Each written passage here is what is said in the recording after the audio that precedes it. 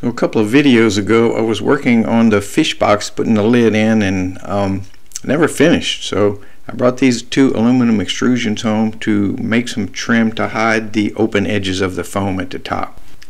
So these extrusions are anodized aluminum, and unlike the aluminum pipe that I made the T-top out of, this stuff is really hard. Really hard. In this case it doesn't make that much difference, but working with this and working with that T-top material, it's like night and day, just two totally different things. So I'm cutting with the table saw. Just got to go slow and take your time, and I have a real fine blade on there that does smoother cuts. I'm trying to get that angle out of these things. I just want the angle on that corner.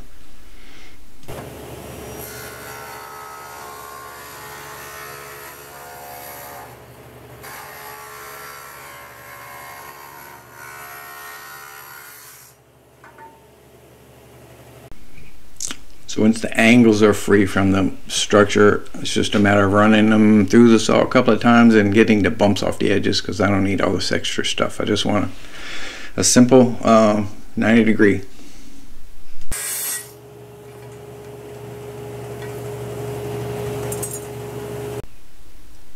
One more pass through the blade and I have what I want. It is a 2 by 1.5. It ends up 2 by 1.5 inch angle, and is perfect for what I need, and I had it already, so that's the best thing.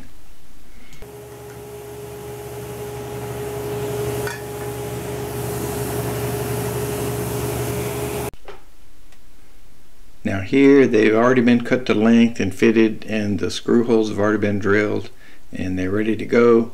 I'm just putting a blob of pookie across the top and the bottom, and I'm getting them in there and jamming them real good.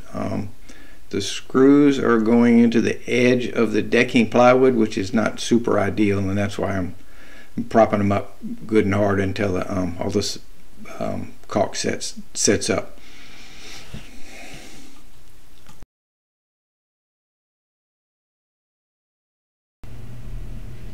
So the plastic hatch has a coat of paint. The plastic hatch is a little more flimsy than I like. I may try to address this later on. But the fish box is basically complete. The angles are in, they've been caulked and screwed, and they're very rigid. Could probably use a bead of caulk around the perimeter at the top of the angle, but I'll wait until I have a tube open, because the marine caulks, they don't last very long. So this one's a wrap. The fish box storage area is good.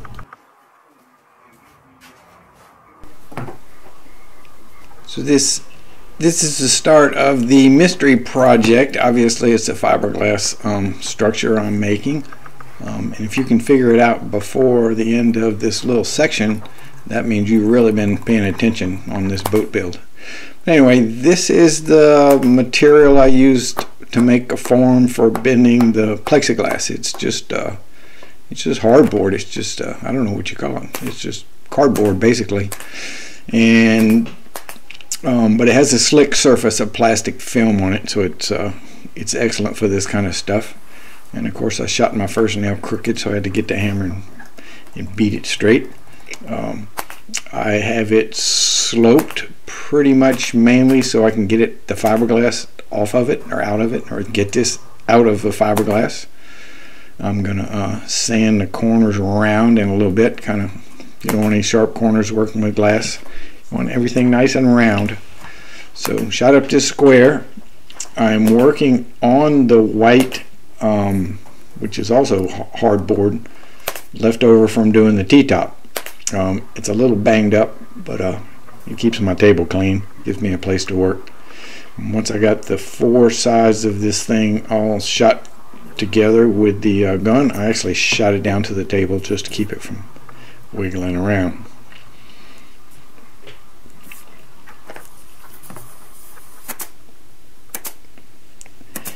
And I took two little drops and put them in the middle and shot those down just to give the middle some support, so when I'm rolling the roller and pushing down on the little paint roller and the polyester resin, it'd have more support, because this white hardboard has very little strength.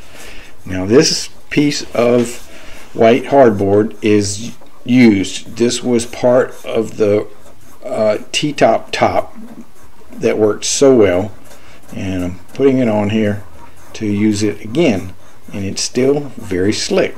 So I'm puzzled as to what happened coming up soon, and I don't really remember where the blocks are, so I just shot a bunch of nails in the middle.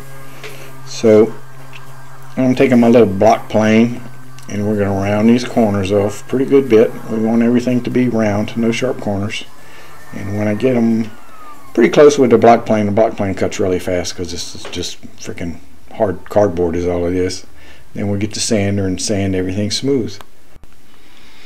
So with the box all nailed up and sanded, I got some oil-based clay. I warmed it in the microwave because it's kind of chilly, and I rolled it out like pretending like I was God making snakes. I rolled it out and I stuck it in the corners, and then I missed the video of rounding out these corners, so I grabbed an old clip from making the console. Actually, I've got some steel balls in there welded to some steel handles, and I use them to make these fillets, and they work good because it doesn't matter what angle you have them at, you get a good curve. And just like every time before, I'm using Thompson's water seal as a separator. It has never let me down. I've used it, well, it has let me down.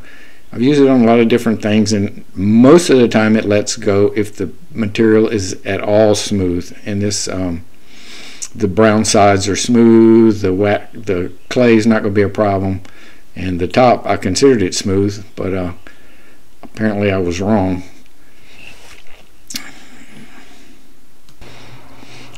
Now it's time for glass and polyester resin, and I'm using what I have, which is the chop mat and that fabric that I dislike so much because it's so rigid. But in this case, just making a flat surface on the top, it rolled out okay. So put down the chop mat, and it looks rigid at first, and you kind of like, I don't know how this is going to go around these corners, but once you wet it with the polyester resin, it dissolves the binder that's holding all those little fibers together, and it just droops around like an old man.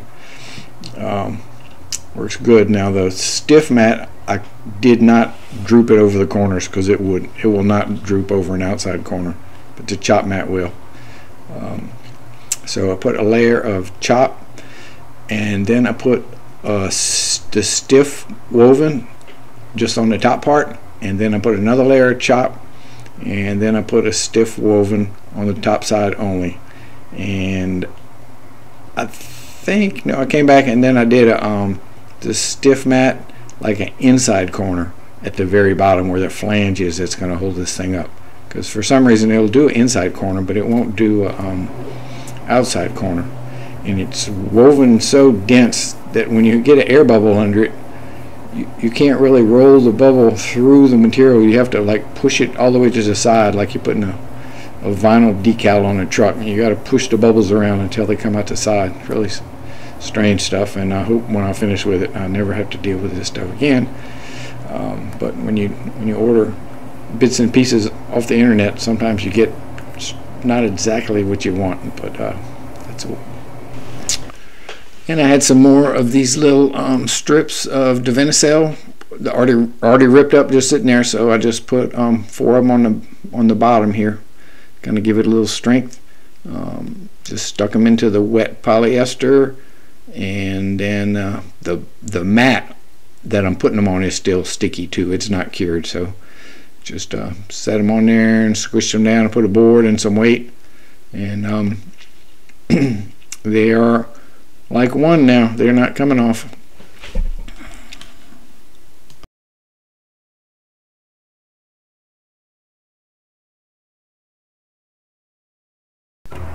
So next day I sanded off some jagged edges, and I sanded the ends of the stiffeners, kind of a long slope, so I could get good coverage with the next layer of polyester. And I'm using some fabric, and I think it's called twill. It's got a real funny weave, but it's very flexible, and I had just enough left over to do the bottom of this thing. Now when you're doing ups and downs, it is very challenging, because you get the material in one of the inside corners and you get it up tight and everything's lovely. When you try to do the adjacent inside corner, it wants to pull it out of the first inside corner, and it's really tricky to get it totally wet out without having air bubbles under the corners.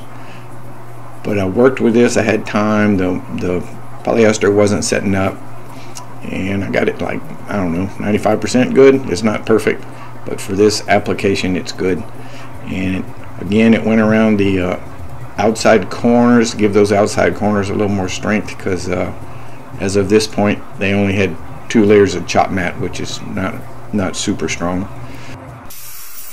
So after putting another layer of the difficult cloth on that flange where I'm cutting right now and letting it cure, and I'm just trimming it off. I can see my original layout lines through it, so I just cut it off where it was supposed to be cut off.